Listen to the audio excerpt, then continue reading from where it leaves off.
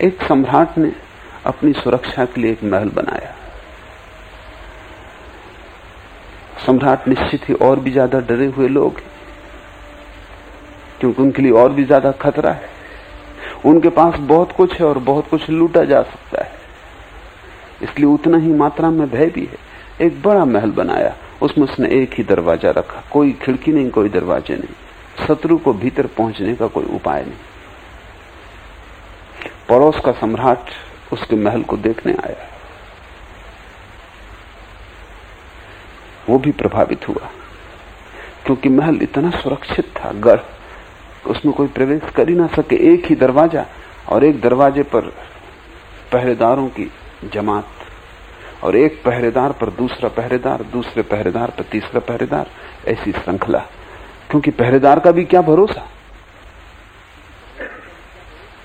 रात प्रवेश कर जाए, हत्या कर दे, तो एक पहरेदार पर दूसरा पहरेदार, दूसरे पर तीसरा, ऐसी एक लंबी कतार, और एक ही दरवाजा, घुसने का कोई उपाय नहीं। दूसरा सम्राट भी प्रभावित हुआ, उसने कहा मैं भी ऐसा ही भवन बना लूंगा। जब वे दोनों द्वार पर खड़े होकर ऐसी बात कर रहे थे, तो एक भिखारी सड़क के किनारे बैठ के जोर से हंसने लगा। दोनों ने चौंक के उसकी तरफ देखा। उस भिखारी ने कहा माफ करे, इसमें सिर्फ एक भूल है, मैं भी यहीं बैठा रहता हूं, भीख मांगता हूं, ये मकान मैंने बनते देखा, इसमें सिर्फ एक खतरा है, वो खतरा भी महंगा पड़ेगा। अगर मेरी सलाह माने तो आप भीतर हो जाएं, और ये एक दरवाजा और है, इसको भी चुनवा दें, इसमें भी पत्थर लगवा दें, फिर कोई खतरा नहीं है। सम्राट ने कहा कि ना समझ, बात तो तेरी समझ में आती है, लेकिन फिर तो मैं मर ही गया भीतर, ये तो कब्र हो गई। उस फकीर ने कहा कि कब्र तो ये हो ही गई है, बस एक दरवाजा बचा है। जितनी हम सुरक्षा करते हैं उतनी ही कब्र निर्मित हो जाती, हम मरने लगते हैं। तुम इतने मरे मरे हुए इसीलिए हो कि तुमने बहुत सुरक्षा कर दी चारों तरफ। असुरक्षित होना जीवित होना है। जीवन का सूत्र है असुरक्षा में जीना। खतरा वहां है निश्चित। पत्थर तो सुरक्षित है, फूल खतरे में, क्योंकि पत्थर मरा हुआ है, फूल जिंदा है। आंधी आएगी, फूल गिरेगा, पत्थर तो अपनी जगह पड़ा रहेगा। उपद्रवी बच्चे आएंगे, फूल को तोड़ लेंगे, पत्थर तो अपनी जगह पड़ा रहेगा। सांझ आएगी, सूरज ढलेगा, पत्थर तो अपनी जगह पड़ा रहेगा, फूल कुमलाएगा और गिर जाएगा। लेकिन क्या तुम पत्थर होना चाहोगे? सिर्फ इसलिए कि पत्थर सुरक्षित है, पर वही तुमने चुन लिया है, तुम पत्थर हो गए हो। फूल खतरे में, प्रेम फूल है, और प्रेम से बड़ा कोई फूल इस जगत में नहीं, उससे बड़े खतरे में भी कोई चीज नहीं है। लेकिन प्रेम जीवन भी है। प्रेम का अर्थ द्वार खुले हैं, तुम खुले आकाश के नीचे हो। खतरा वहां बहुत है, लेकिन जीवन की संपदा भी वही है। वहां कोई आके दुश्मन तुम पर हमला भी कर सकता है, लेकिन वही मित्र भी आएगा और गले लगेगा। अगर दुश्मन से तुम बचे तो मित्र से भी बच जाओगे। अगर तुमने सब तरफ दीवार खड़ी कर ली तो तुमने अपनी ही कब्र चुन ली। इसके भीतर तुम तड़फोगे और तुम कहोगे कि कुछ खो गया है। कुछ खो नहीं गया है, तुम्हारे हृदय का फूल खिल नहीं पाया, तुम प्रेम को उपलब्ध ना हो सके। बच्चे को हम तैयार करते हैं सुरक्षा के लिए, प्रेम सिकुड़ जाता है। फिर बच्चे को हम तैयार करते हैं बेईमानी के लिए, प्रेम और सिकुड़ जाता है। फिर बच्चे को हम तैयार करते हैं अहंकार के लिए, तब तो प्रेम की मृत्यु हो जाती। क्योंकि प्रेम का एक ही तो रास्ता है कि तुम अपने को खो, और बच्चे को हम कहते हैं अपने को बचा, अपने को कभी खोना मत। घर की इज्जत का सवाल है, परिवार, राष्ट्र, जाति की इज्जत का सवाल है। ऐसा हुआ कि मुल्ला नसरुद्दीन का बड़ा बेटा घर से भाग गया। मुल्ला बहुत नाराज था,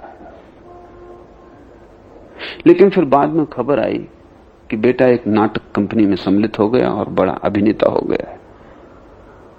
तो धीरे धीरे मुल्ला उसकी तारीफ भी करने लगा। फिर धीरे धीरे प्रशंसा के पुल भी बांधने लगा। फिर वो दिन भी आया जब नाटक कंपनी गांव में आ गई, भ्रमण करती नाटक कंपनी। मुल्ला ने 1 दर्जन टिकट खरीदे, प्रथम पंक्ति के, मित्रों को आमंत्रित किया, मुझे भी बुलाया। बेटा आया था गांव में, बड़ा अभिनेता हो गया था और मुल्ला चाहता था सबको दिखा देना।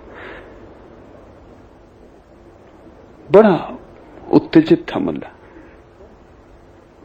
बड़े उत्सव की बात थी, सबको लेके पहुंचा। पर्दा उठा,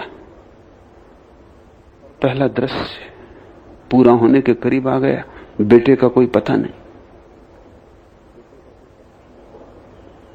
मुल्ला कुर्सी के कगार पे बैठकर पसीना पसीना हुआ जा रहा है। पहला दृश्य समाप्त हो गया, दूसरा दृश्य शुरू हो गया। बेटे का कोई पता नहीं।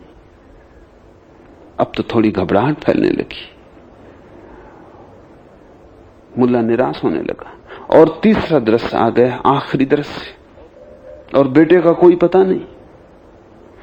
और अंतिम क्षण आ गया कि अब पर्दा गिरने को है। जो लोग दूसरे गांव में नाटक देख चुके थे वो तो उठ उठ के खड़े भी होने लगे। तभी आखिरी क्षण में बेटा दिखाई पड़ा। आखिरी दृश्य में वो एक बंदूक लिए संतरी का काम कर रहा है, दरवाजे के बाहर इस कोने से उस कोने टहल रहा है, और बस पर्दा गिरने लगा। वो एक शब्द बोला भी नहीं। मुल्ला से फिर न रहा गया। वो खड़े होकर चिल्लाया कि उल्लू के पट्टे, अगर बोलने न देते हो तो कम से कम गोली ही चला दे। घर की इज्जत का सवाल है।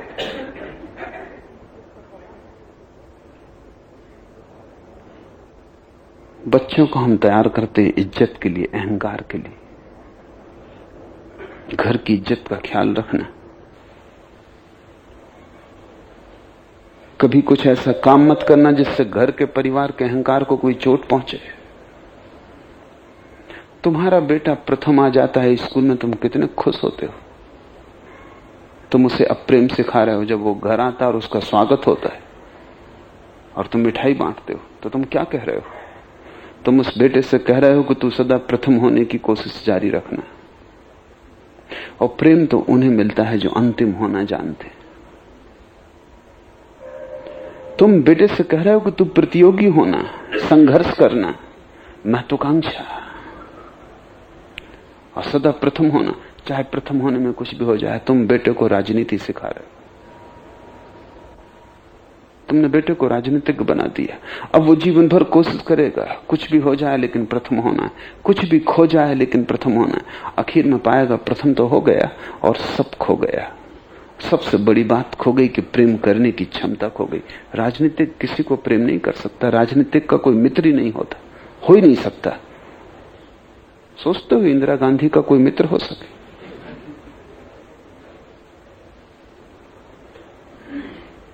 जिसके पास भी शक्ति है उसका कैसा कोई मित्र? पास भी जो हैं वो भी निकट के शत्रु। जब मौका पाएंगे छाती पे चढ़ बैठेंगे, जब मौका पाएंगे तब खींच के कुर्सी से नीचे कर देंगे। वो सब तैयार है। इसलिए तो इंदिरा अपने मंत्रिमंडल में बदलाहट करती रहती। किसी भी आदमी को एक जगह ज्यादा देर रहने देना खतरनाक है, क्योंकि वो ज्यादा देर रह जाए आश्वस्त हो जाता है, आश्वस्त हो जाए पैर पकड़ लेता है, मौका मिल जाए टांग खींच के नीचे गिरा देता है। क्योंकि इसी तरकीब से तो जो कुर्सी पे है वो पहुंचा, उसी तरकीब से दूसरे पहुंचेंगे। घृणा है, संघर्ष है, प्रतियोगिता है, लेकिन राजनीति में प्रेम कहां? तुम चाहते हो तुम्हारा बेटा प्रतियोगी हो, तुम उसे घृणा सिखा रहे हो, वैमनस्य सिखा रहे हो, शत्रुता सिखा रहे हो। और तुम चाहते हो बड़ा धन इकट्ठा कर ले, धन का अंबार लगा ले। तुम्हें पता है कि जो भी धन को इकट्ठा करते हैं वे ही लोग हैं जिनके जीवन में प्रेम शून्य हो गया होता है। जिसके जीवन में प्रेम है उसके पास इतनी बड़ी संपदा है कि वो धन को इकट्ठा करने का पागलपन क्यों करेगा? इसको थोड़ा बारीकी से समझ लो। धन प्रेम का परिपूरक है, इसलिए कृपण आदमी के जीवन में तुम प्रेम ना पाओगे। वो कृपण है ही इसलिए कि प्रेम नहीं है। धन परिपूरक है। अगर तुम्हारे जीवन में प्रेम है तो तुम जानते हो कि कल अगर कोई मुसीबत आएगी तो तुमने इतना प्रेम किया है, जिनको प्रेम किया है वो फिक्र लेंगे। और अगर तुम्हारे जीवन में इतना प्रेम है कि तुम्हारा प्रेम प्रार्थना बन गया, तब तो तुम जानते हो परमात्मा फिक्र लेगा। अगर वो पक्षियों की फिक्र रखता है, पौधों की फिक्र रखता है, तो मुझसे नाराजगी क्या? लेकिन अगर तुम्हारे जीवन में प्रेम नहीं है तो तुम जानते हो कि कोई तुम्हारी फिक्र लेने वाला नहीं, तिजोरी के अतिरिक्त। धन ही बस एकमात्र मित्र है। फिर अगर तुम्हारे जीवन में प्रेम नहीं, कल तुम बूढ़े होगे, बीमार होगे, कौन चिंता लेगा? कौन तुम्हारे पैर पर हाथ रखेगा? कौन तुम्हें सहारा देगा? कौन तुम्हारी बुढ़ापे की लकड़ी बनेगा? अगर तुम्हारे जीवन में प्रेम नहीं तो कोई बनने वाला नहीं। तब धन ही तुम्हारे साथ होगा। तो धन ही एकमात्र मित्र है। कृपण प्रेम रिक्त जीवन में धन के अतिरिक्त कोई सहारा नहीं है।